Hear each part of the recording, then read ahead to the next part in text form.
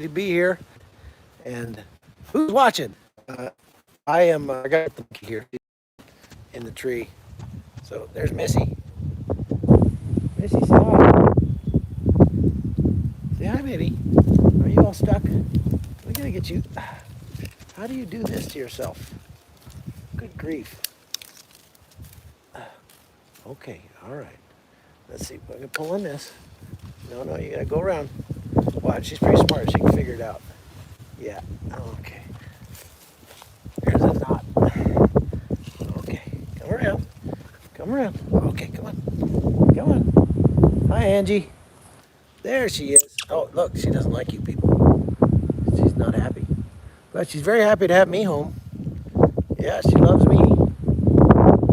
Ow. Ow. She likes to groom me. Ow. Hi, Diane. So I'm back home in Panama. I'm here by myself at the moment, just me and the monkeys, because I mean I've got guests, but not family. I've got Michael Yan and Masako Ganaha here with me, and look how happy she is. She's ow, ow, ow. Gosh, she likes to rip my hair out. That's how she shows me love hurts with a monkey. So Michael and Masako are here doing their thing. We're still trying to track down some of the migrants that we saw in Colombia last week. In Panama, though, you've got to get permission to go visit the migrants. You can't just go to where they are because they've got them locked up in camps and stuff. Ow. And so we're waiting for permission for that. And in the meantime, trying to get, kind of back into the swing of things here at the house in Panama. Ow! Would you stop it? There we go. Okay. So probably going to be here for the duration now. It's been almost a year since we've been home. Isn't that amazing? Because of the COVID crisis, Panama was in a restrictive lockdown that we've been medicines come back. It's just been excuse me. It's just been too crazy. I mean, I'm not going to stay locked in my house. Panama's lockdown was so restrictive that basically you couldn't leave home, and you have to wear a mask everywhere. And Panamanians, they, I guess somebody said it, I think pretty well on Facebook today. Panamanians really trust their government very deeply, and so the government says you got to wear a mask everywhere, or you're going to die. They believe you. And even though it's patently ridiculous to wear a mask in your car while you're driving by yourself, you see lots of people doing that here. You see lots of people wearing masks, riding bicycles, even though technically if you're exercising you don't have to wear a mask, but they do it anyway, which just tells me that they're afraid. They're really scared of getting the virus, and they actually think that a mask would do something to help, which it won't. So yeah, pretty interesting to see, but they have lifted all of the lockdowns. The only thing left is like a curfew from 10 p.m. to 5 a.m. or something, which I'm not going to be out after 10 anyway. So we're okay with that. And we're seeing a little bit of tourism kind of kick back up here. My tour company, which has been dormant for a year, is now starting to get tours again, believe it or not. I'm amazed. I'm so excited. So we've got a really big tour coming up that I'm here for, and I'm going to be working on that tour for the next month. It's that big a tour, and because of that, I may miss a few episodes of the Hot Zone because I may be out in places. So I'll try to make it up to you and do my best. And if I have to miss some, but I hope you'll have grace with me on that. Ow, Missy!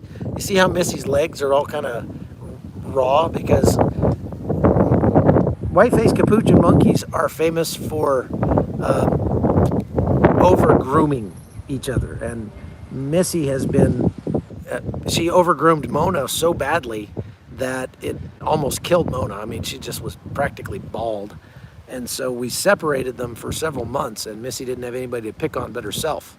So you can see her tail's got some bare patches there. You see how she's grooming the heck out of me. She's a very aggressive groomer. Yes, I love you too.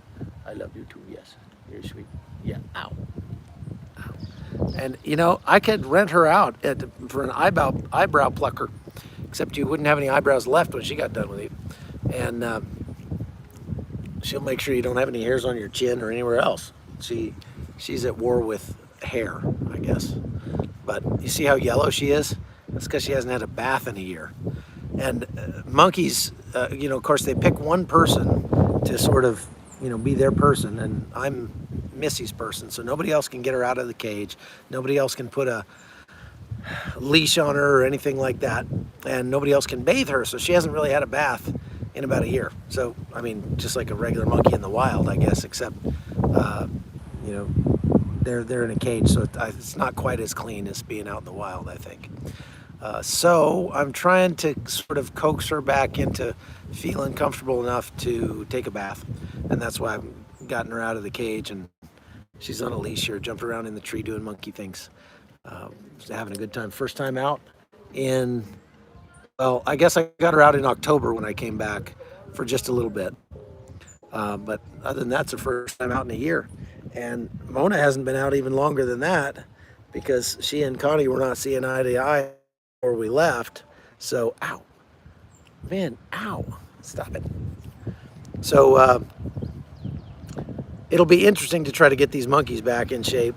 And, oh, who's that? Who's that? Who's that? Yeah, did you see somebody go by? Yeah, you don't like those people, do you? Yeah, you gotta protect me. She's very protective. Can't let anybody else near her pretty much ever. I'm the only one that can go near her because she'll attack just about anybody. The caretaker that lived here was able to feed them through the fence, but every time he got close to it, she'd come up and shake the fence and get all mad. She's just an ornery thing. She's an ornery little critter. I would not recommend a monkey. They're not good pets, but they certainly are entertaining. And a lot of work. You got to spend a lot of time with them, which obviously I don't have. So, unfortunately, Missy doesn't get quite much time out and around people as she should, and that's one of the reasons that she's not super friendly. She loves being up in the tree. Look at her up there. What are you doing? What are you doing? Oh, there you go. Okay. She doesn't want me to go anywhere without her, so if I stand up, she'll come and jump on my back. Yeah, you're gonna rip all my hair out. I end up with little bald patches on the back of my head where she likes to rip my hair out. So anyway, I'm very happy to be home. It's very nice to be out of the winter and back to a place where it's warm, even though it is still the windy season here. And to see things starting to get back to normal. Our town, this is one of the first weekends, I think it's the second weekend that the lockdowns have been lifted. There was a total and complete lockdown on weekends for like ever for the last year. And so this is one of the first weekends back where people can come out and do things, and town is absolutely slammed. So we might not have any foreign tourists to speak of yet, but we definitely have lots and lots of Panamanian tourists that are coming up here and enjoying the cooler weather up here in the mountains. It's still pretty dang hot down at the beach. And I think when you're on the beach, you have to wear a mask, which is as stupid gets. Speaking of stupid, yesterday we saw something even stupider than that, which was we went out to a waterfall, and the guy that manages the waterfall came down, and he came down and he had a backpack sprayer on, and he was spraying bleach on all the rocks and the leaves and the nature and stuff to disinfect the nature down there. That's, oh my gosh, the stupidity just hurts sometimes. And you know, it probably wasn't even him. It was just that's what was mandated by the government, and so that's what he did. And there you go. So we've got lots of Masako's watching. Masako says, I got a sloth in my backyard. Yes, I do. There is a sloth back there. If I go back there, I'll probably lose signal, or else I would go back and show it to you. but we do have a sloth hanging up in the tree. I've got a big long pole that we use to knock down mangoes, and I was over there a minute ago poking the sloth in the butt to see if he was alive still, because it's hard to tell sometimes.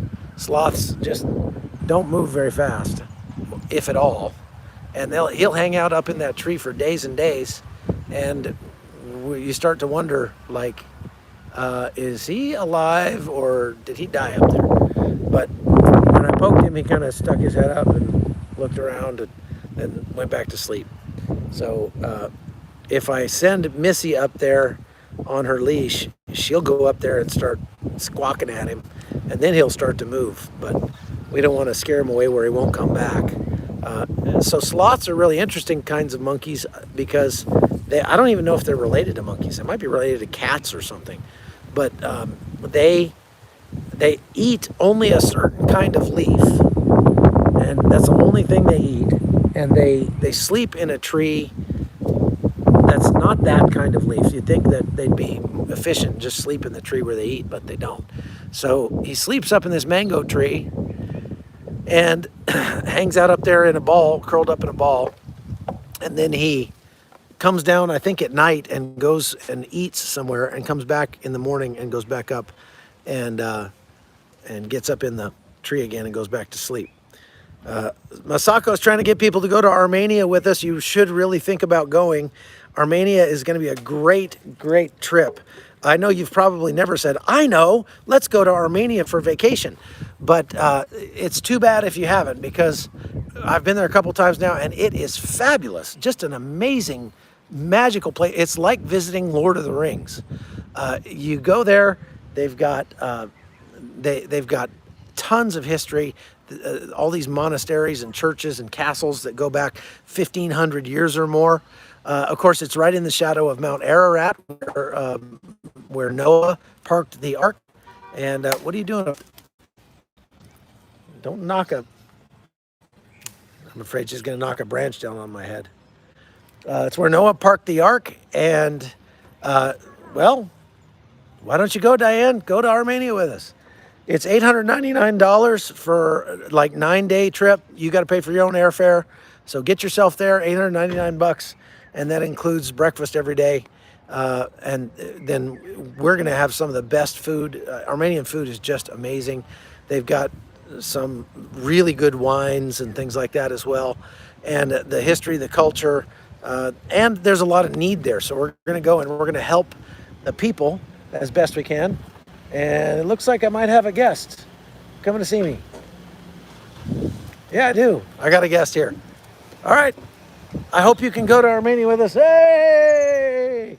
These are our friends, Tony and Merlis, from down at the, and Mai and Mar, and Mar, and Mai? Mai está en casa. Está en casa? Con mi mamá. Okay, momentito. Okay, I gotta go. We got relatives here to see us. They're family. So thanks for watching. We'll see you later. Have a great Sunday. Bye-bye.